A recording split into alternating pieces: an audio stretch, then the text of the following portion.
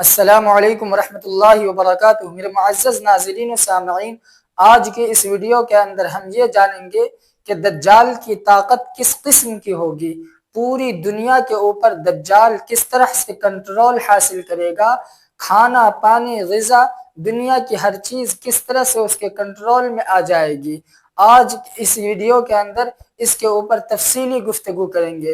اس حوالے سے سب سے پہلے آپ حضرات کی خدمت میں احادیث شریفہ کو پیش کریں گے، اس کے بعد پھر ان احادیث شریفہ کو عصر حاضر کے تناظر میں تطبیق دینے کی کوشش کریں گے۔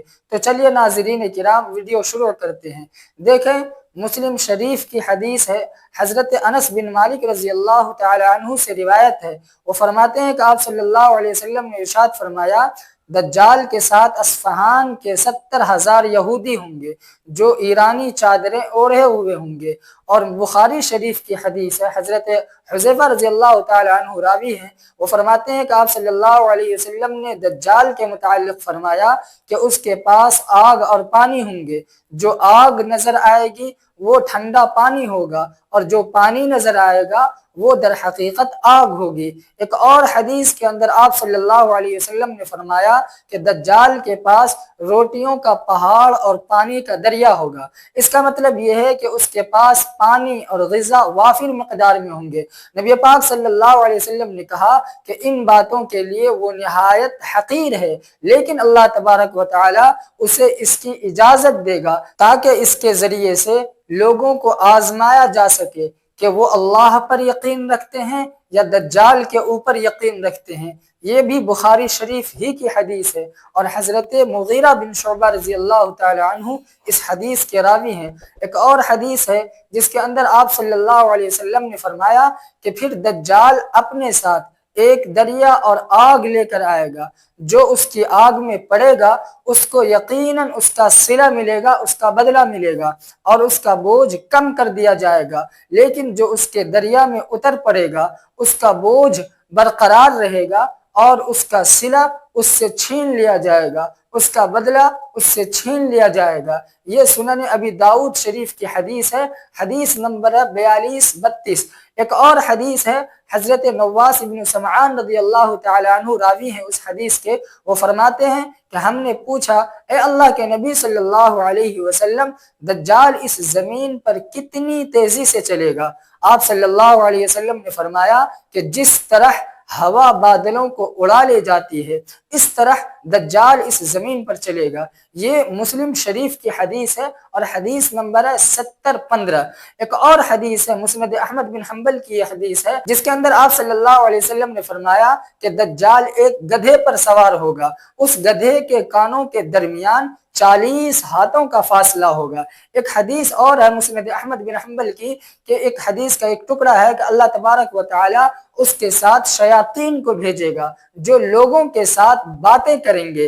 ایک اور حدیث کے اندر ہے، یہ بخاری شریف کی حدیث ہے، جس کے اندر آپ صلی اللہ علیہ وسلم نے فرمایا ہے کہ وہ ایک دیہاتی سے کہے گا کہ اگر میں تمہارے باپ تمہاری ماں کو تمہارے لیے دوبارہ زندہ کر دوں تو تم کیا کہو گے؟ کیا تم شہادت دو گے، گواہی دو گے کہ میں تمہارا خدا ہوں؟ بدو کہے گا کہ ہاں۔ چنانچہ وہ شیاطین اس بدو کے ماں اور باپ کے روپ میں اس کے سامنے آ جائیں گے اور کہیں گے کہ ہمارے بیٹے اس کا حکم مانو، اس کا حکم مانو، یہ تمہارا خدا ہے۔ یہ سنن ابن ماجہ کی یہ حدیث ہے۔ ایک اور حدیث ہے جس کے اندر آپ صلی اللہ علیہ وسلم نے فرمایا ہے کہ دجال آئے گا لیکن اس کے لیے مدینہ میں داخلہ ممنوع ہوگا، مدینہ میں داخل نہیں ہو سکے گا۔ وہ مدینہ کے مضافات میں، مدینہ کے اطراف میں کسی بنجر اور شور زدہ علاقے میں خیمہ زن ہوگا۔ اس دن بہترین آدمی یا بہترین لوگوں میں سے ایک شخص اس کے پاس آئے گا اور کہے گا کہ میں تصدیق کرتا ہوں کہ تم وہی دجال ہو جس کا حلیہ ہمیں اللہ کے نبی صلی اللہ علیہ وسلم نے بتایا تھا۔ دجال لوگوں سے کہے گا کہ اگر میں اسے قتل کر دوں اور پھر زندہ کر دوں تو کیا تمہیں میرے دعوے میں کوئی شبہ رہے گا؟ وہ کہیں گے نہیں۔ پھر دجال اسے قتل کر دے گا اور پھر اسے دوبارہ زندہ کر دے گا۔ وہ آدمی کہے گا کہ اب میں تمہاری حقیقت کو پہلے سے زیادہ بہتر طریقے سے جان گیا ہوں۔ دجال کہے گا کہ میں اسے قتل کرنا چاہتا ہوں لیکن ایسا نہیں ہو سکتا۔ یہ بخاری شریف کی حدیث ہے اور حضرت ابو سعید خدری رضی اللہ تعالی عنہ اس حدیث کے راوی ہے۔ تو ناظرین کرام، ان تمام احادیث مبارکہ کی روشنی میں دجال کی طاقتوں کو ایک ایک کر کے ذرا دیکھیے۔ نمبر 1 کہ اس کا قبضہ تمام زندگی بخش وسائل، تمام ضروریات زندگی کے ساز و سامان، مثلا پانی، آگ اور غذا، ان ساری چیزوں پر اس کا قبضہ ہوگا۔ نمبر 2 اس کے پاس بے تحاشا دولت اور زمین کے خزانے ہوں گے۔ نمبر 3 اس کی دسترس اور اس کی قدرت تمام قدرتی وسائل پر ہوگی، مثلا بارش، فصلیں، قحط اور خشک سالی وغیرہ، یہ ساری چیزیں اس کے قبضے میں ہوں گی۔ نمبر 4 وہ زمین پر اس طرح چلے گا جیسے ہوا بادلوں کو اڑا لے جاتی ہے۔ اس کے گدھے کے کانوں کے درمیان 40 ہاتھوں کا فاصلہ ہوگا۔ اور نمبر 5 کہ وہ ایک نقلی جنت اور نقلی دوزخ اپنے ساتھ لائے گا۔ نمبر 6 اس کی مدد شیاطین کریں گے، وہ مردہ لوگوں کی شکل میں بھی ظاہر ہوں گے اور لوگوں سے گفتگو کریں گے۔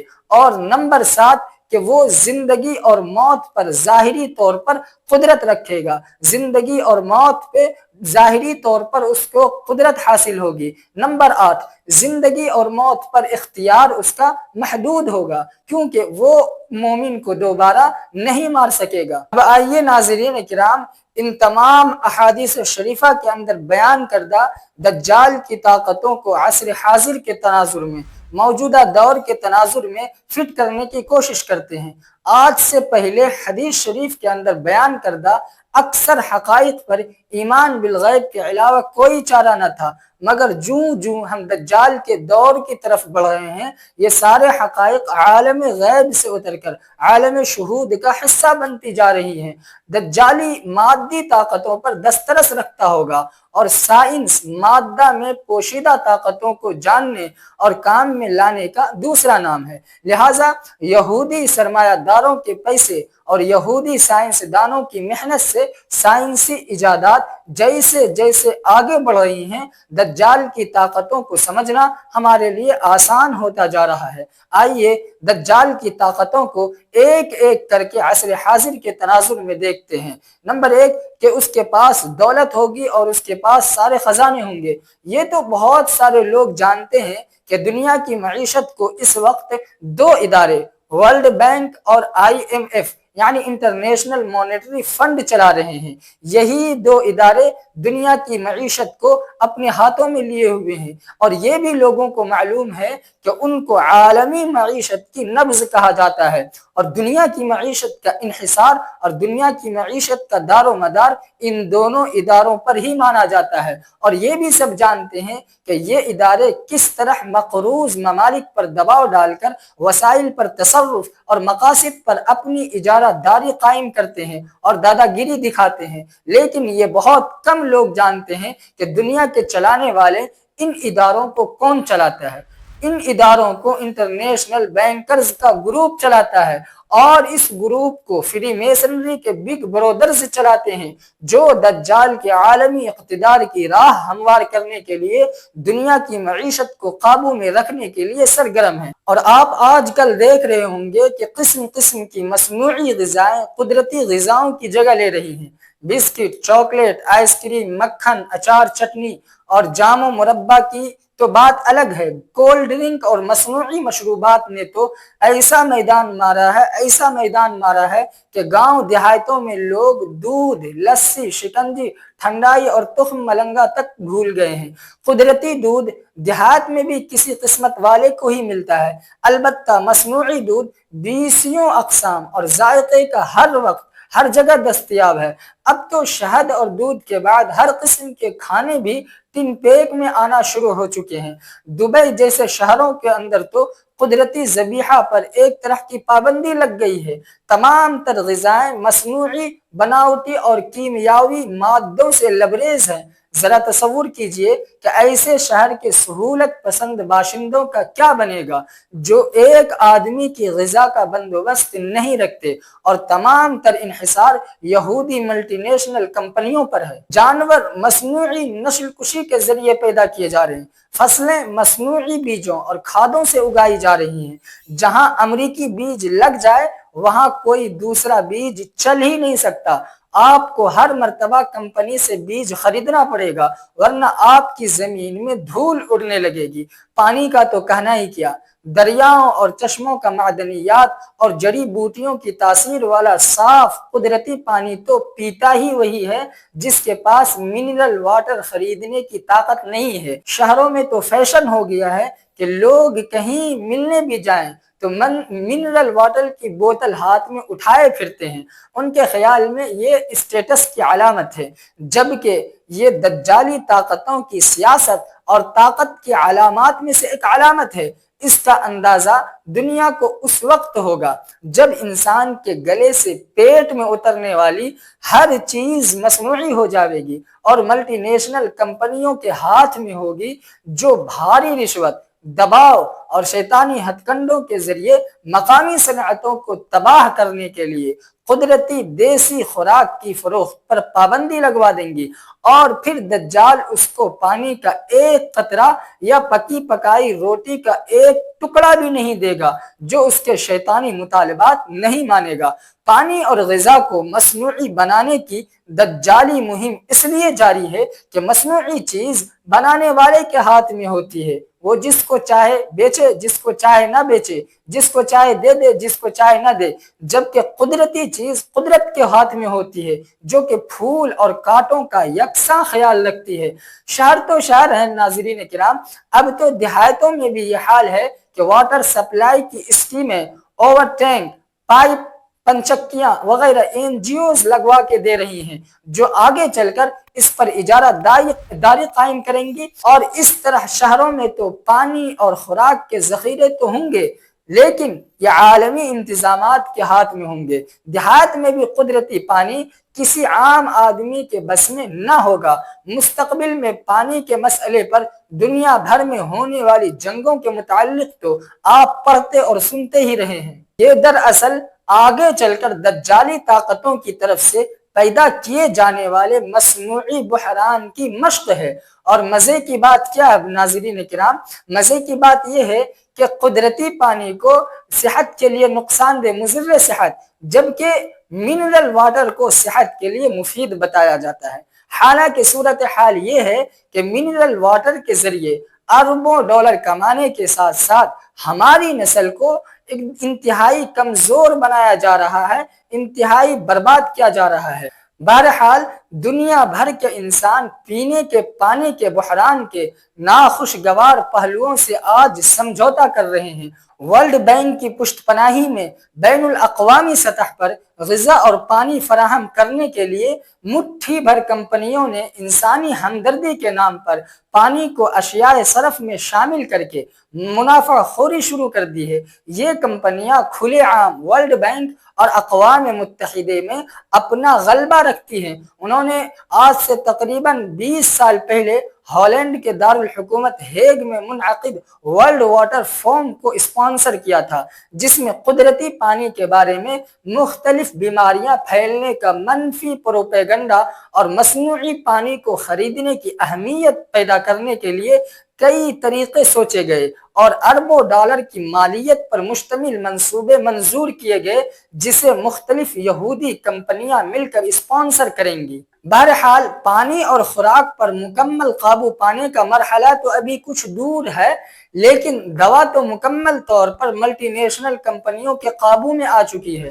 انہوں نے مختلف ممالک میں ایسے قوانین منظور کروا لیے ہیں کہ دیسی طریقہ علاج اگرچہ آسان اور سستا ہو لیکن منع کر دیا گیا ہے۔ ان عالمی کمپنیوں کے کارندے مقامی طریقہ علاج نیز مقامی دوا ساز کمپنیوں کے خلاف ایسا پروپیگنڈا کرتے ہیں کہ دنیا آہستہ آہستہ ان سے متنفر ہو کر ان کمپنیوں کے چنگل میں پھنس گئی ہے۔ قدرتی جڑی بوٹیوں پر مشتمل علاج پر آہستہ آہستہ مکمل پابندی لگ جائے گی اور دنیا مکمل طور پر یہودی ملٹی نیشنل دوا ساز کمپنیوں کے نرغے میں آ جائے گی۔ جب چاہیں کسی ملک کے مریضوں کو سسکتا، تڑپتا، بلکتا چھوڑ کر ان کے مرنے کا تماشا دیکھیں گے۔ یہ دراصل اس عالمی حکومت کا نقشہ ہے جس کے مطابق تمام ضروری اور غیر ضروری ادویاتی مصنوعات ڈاکٹروں، ڈینٹسٹوں اور ہیلتھ کیئر ورکروں کو سینٹرل کمپیوٹر ڈیٹا بینک میں رجسٹر کیا جائے گا، اور کوئی دوائی یا علاج اس وقت تک تجویز نہیں کیا جا سکے گا جب تک ہر شہر، قصبہ یا گاؤں کا ذمہ دار ریجنٹل کنٹرولر اس کی تحریری اجازت نہیں دے گا۔ اب رہی بات دجال کی سواری کی، تو دجال کی جو سواری ہے، جو گدھا ہے، وہ ایسی رفتار کے ساتھ چلے گا جس طرح بادلوں کو اڑا لے جانے والی ہوا کی ہوتی ہے۔ ایسے جہاز ایجاد ہو چکے ہیں جو ہوا سے کئی گنا تیز رفتاری کے ساتھ پرواز کرتے ہیں۔ بلا شبہ یہ سواری ہوائی جہاز، جیٹ یا سپر سونک قسم کی سواری ہوگی۔ ایک خلائی شٹل 45 منٹ میں پوری زمین کے گرد چکر لگا لیتی ہے۔ پر اسرار اڑن تشتریوں کا ذکر بھی سننے میں آتا رہتا ہے۔ یہ سب دجال کی سواری کی ممکنہ شکلیں ہیں جو ہمیں بتا رہی ہیں کہ دجال کا وقت اب دور نہیں ہے۔ اس کے گدھوں کے کانوں کے درمیان 40 ہاتھ کا فاصلہ ہوگا۔ کسی طیارے کے پروں کے درمیان تقریباً اتنا ہی فاصلہ ہوتا ہے۔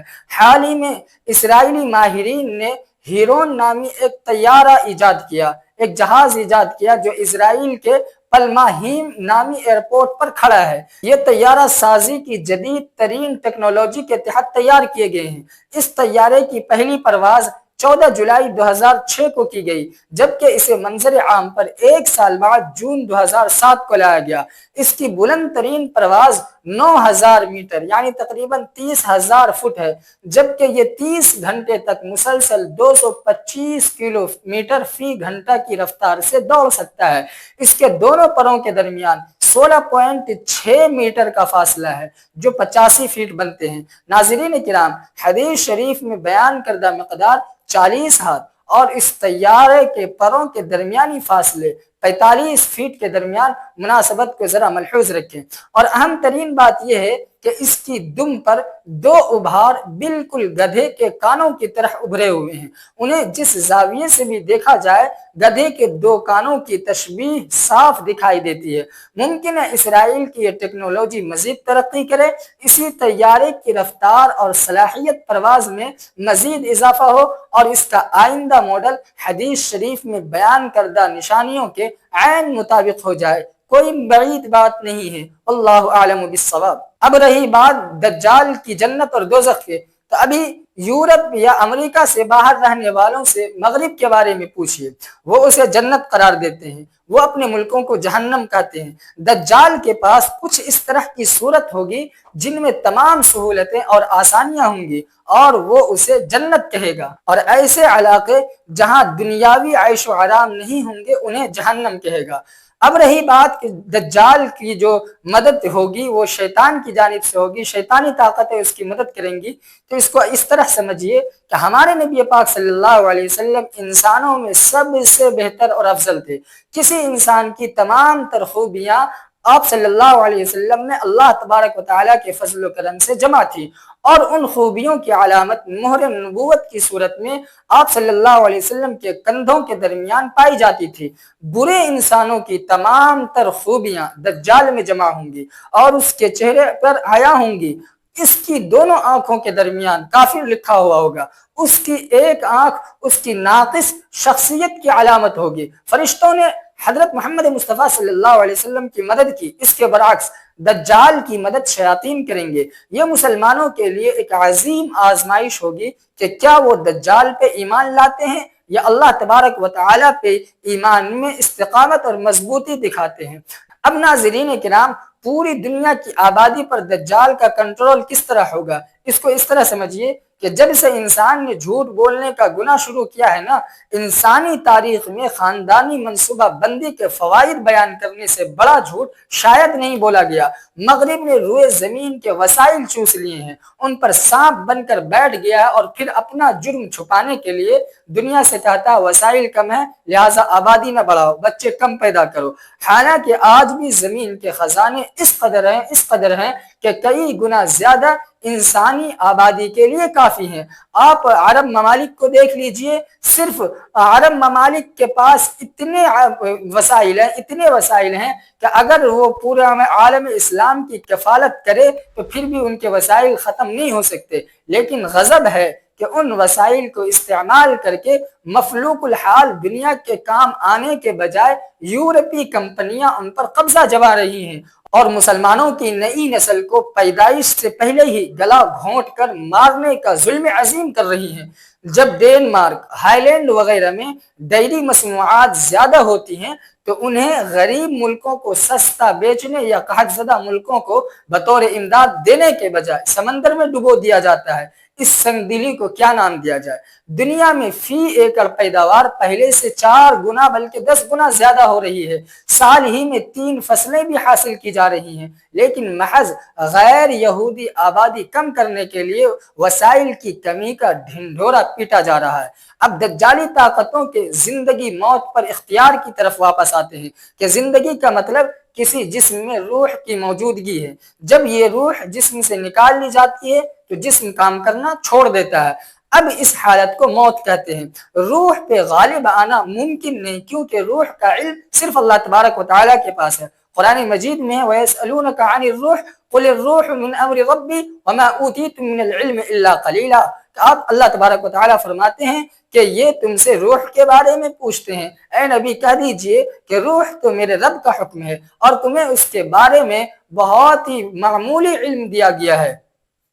دجال کچھ مواقع پر کچھ عرصے کے لیے اس قابل ہوگا کہ لوگوں کو ہلاک اور پھر زندہ کر سکے گا، اور یہ اس معمولی علم کی بدولت ہوگا۔ وہ اسے کس طرح کرے گا پتہ نہیں، اللہ ہی بہتر جانتا ہے۔ غالباً کلوننگ کے ذریعے سائنسدانوں نے انسانی جنیاتی کوڈ پڑھ لیا ہے۔ فی الحال اس سائنسی پیش رفت کو جنیاتی امراض کے علاج کے طور پر پیش کیا جا رہا ہے، لیکن جب اسے باقاعدہ پلیٹ فارم مل جائے گا اور لوگ اسے قبول کر لیں گے تو پھر ہیومن جینوم کا قانون بالجبر نافذ کر دیا جائے گا۔ اس کا مطلب ایک مکمل جنیاتی برتھ کنٹرول ہے، اس کے تحت شادی کرنا غیر قانونی قرار دے دیا جائے گا۔ اس طرح کی خاندانی زندگی نہیں ہوگی جس طرح آج کل ہے۔ بچوں کو ان کے ماں باپ سے چھوٹی عمر میں علیحدہ کر دیا جائے گا، ریاستی املاک کی طرح وارڈز میں ان کی پرورش ہوگی۔ اس طرح کا ایک تجربہ مشرقی جرمنی میں کیا جا چکا تھا۔ بچوں کو ان والدین سے الگ کر دیا جاتا تھا جنہیں ریاست وفادار نہیں سمجھتی تھی۔ خواتین کو آزادی نسواں کی تحریکوں کے ذریعے ذلیل کر دیا جائے گا، جنسی آزادی لازم ہو جائے گی۔ خواتین کا 20 سال کی عمر تک ایک مرتبہ بھی جنسی عمل سے نہ گزرنا سخت ترین سزا کا موجب ہوگا۔ خود اسقاط حمل سے گزرنا سکھایا جائے گا اور وہ بچوں کے بعد خواتین اس کو اپنا معمول بنا لیں گی۔ ہر عورت کے بارے میں یہ معلومات عالمی حکومت کے علاقائی کمپیوٹر میں درج ہوں گی۔ اگر کوئی عورت 2 بچوں کو جنم دینے کے بعد بھی حمل سے گزرے تو اسے زبردستی اسقاط حمل کے کلینک میں لے جایا جائے گا اور اسے آئندہ کے لیے بانجھ کر دیا جائے گا۔ جب دجالی طاقتیں برتھ کنٹرول پر مکمل عبور حاصل کر لیں گی تو دنیا کا نقشہ کچھ اس طرح ہوگا۔ یہ باتیں ڈاکٹر کولمن نے اپنی کتاب کے اندر لکھا ہے کہ جب دجالی طاقتیں برتھ کنٹرول پر مکمل عبور حاصل کر لیں گی تو دنیا کا نقشہ کچھ اس طرح ہوگا کہ ایک عالمی حکومت اور ون ایونٹ مانیٹری سسٹم مستقل غیر منتخب موروثی چند افراد کی حکومت کے تحت ہوگا، جس کے ارکان قرون وسطیٰ کے سرداری نظام کی شکل میں، جس طرح آج عرب ممالک کے اندر بادشاہ کی حکومت ہوتی ہے، اسی طرح اسی سرداری کی نظام کی شکل میں اپنی محدود تعداد میں سے یہ لوگ خود کو منتخب کریں گے بادشاہ۔ اس ایک عالمی وجود میں آبادی محدود ہوگی اور فی خاندان بچوں کی تعداد پر پابندی ہوگی۔ دواؤں، جنگوں اور قحط کے ذریعے آبادی پر کنٹرول کیا جائے گا، یہاں تک کہ صرف 1 ارب انسانیں رہ جائیں گے جو حکمراں طبقوں کے لیے کارآمد ہوں۔ یہ طبقہ یہود کے علاوہ کون ہو سکتا ہے؟ حکمراں جو ہوں گے یہ یہود کے علاوہ کوئی نہیں ہوگا، تو جو حکمراں طبقہ کے لیے کارآمد ہوں گے وہی لوگ باقی رہ جائیں گے، اور ان علاقوں میں ہوں گے جن کا سختی سے تعین کیا جائے گا، اور یہاں وہ دنیا کی مجموعی آبادی کی حیثیت سے رہیں گے۔ یہ ڈاکٹر جان کولمن نے اپنی کتاب کے اندر لکھا ہے۔ تو میرے بھائیوں، یہ بیدار ہونے کا وقت ہے۔ شریعت کے احکام سمجھ میں نہ آئے انہیں ماننے کی عادت ہمیں ڈالنے چاہیے۔ مغربی پروپیگنڈا بازوں کی خلاف شرع باتوں کا جواب سمجھ میں نہ بھی آئے پھر بھی ان پر یقین نہیں کرنا ہے۔ مسلمانوں کی نسل کشی کے لیے خاندانی منصوبہ بندی جیسی ایک نہیں کئی مہمیں چل رہی ہیں۔ ایک کو میں کیا بیان کروں؟ جو چیز خلاف شریعت ہے اسے ہمیں چھوڑ دینا ضروری ہے، ورنہ دنیا بھر میں پھیلے برادرز اور ماسٹرز اپنے ہدف یعنی عالمی دجالی حکومت تک پہنچ جائیں گے، اور ہم نہ جانے کس گروہ میں ہوں گے اور کس انجام سے ہم دوچار ہوں گے۔ اللہ تبارک و تعالی ہم سب کو صحیح سمجھ عطا فرمائے، آمین۔ وما علینا الا البلاغ۔